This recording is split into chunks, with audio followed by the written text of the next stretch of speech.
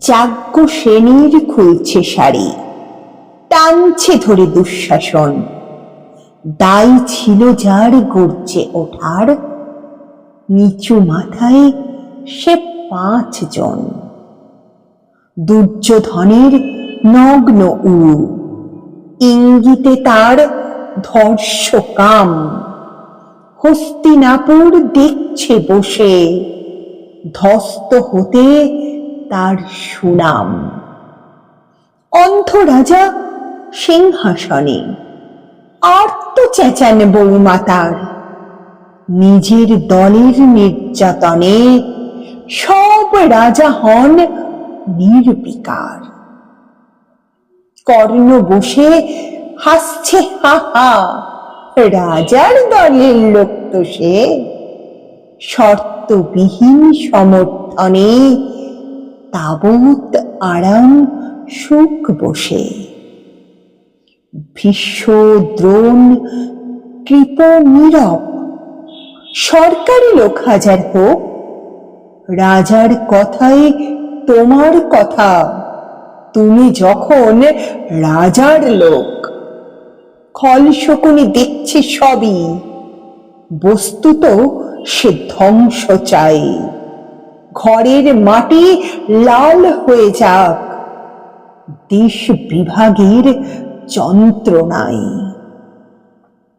সুশীল সভায় ঘটছে যখন রাজ অপরাধ জঘন্য, ঠিক তখনই তার বিরুদ্ধে চেঁচিয়ে ওঠেন বিকর্ণ।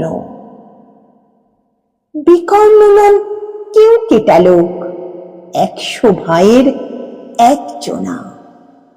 তেমন করে এর আগে কেউ তার কথাটাই জানত না। যতুগৃহে কারেন্নিরা, অন্তত তা নেই লেখা। ভীমকে যখন বিষ খাওয়ালো, তখনও তার নেই দেখা। কিন্তু যখন প্রকাশ্যতেই কাটছে নারীর আব্রকেও, স্তব্ধ জীবের চুপ সাগরে বিকর্ণ হন একলা ঢেউ। চেঁচিয়ে ওঠেন রাজার কুমার, যুবরাজের বিরুদ্ধেই।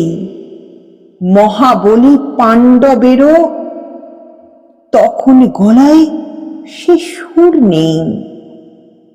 রাজাও যখন নীরব থেকে সাই দিয়ে যায় ধর্ষণে, ঠিক তখনই সমস্ত যুগ বিকর্ণদের স্বর শোনে। আমরা যারা কিচ্ছুটি নই, একটি মোটে ভোট কেবল।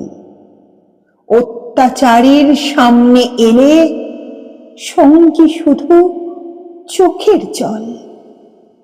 পোষ্য ভাবে যাবনা চেবাই, অন্ধ এবং নিকর্ণ।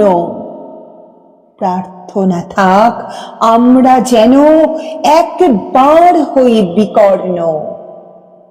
প্রার্থনা থাক আমরা যেন একবার হই বিকর্ণ।